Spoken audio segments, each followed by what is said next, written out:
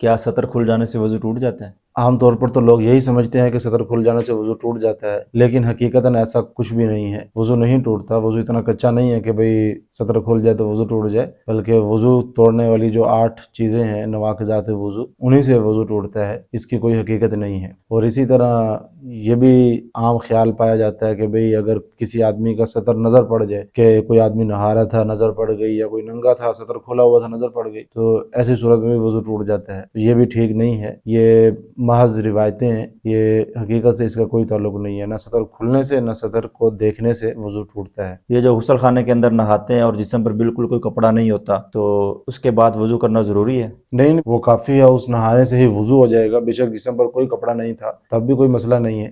اور کیونکہ جو وضو کے اعضاء ہیں، چہرہ دھونا ہے، بازو ہیں، سر کا مسا، پاؤں، یہ ساری چیزیں تو نہانے کے اندر دھل گئی ہیں آٹومیٹک، تو یہ نہانا جو ہے اس کے بعد علیحدہ سے وضو کرنا یہ کوئی ضروری نہیں ہے۔ انسان کسی ضرورت کی وجہ سے بیت الخلاء میں جائے، یا گیا تو تقاضا کرنے کے لیے تھا لیکن بغیر تقاضا کیے واپس آ گیا، تو کیا اس سے بھی وضو ٹوٹ جائے گا؟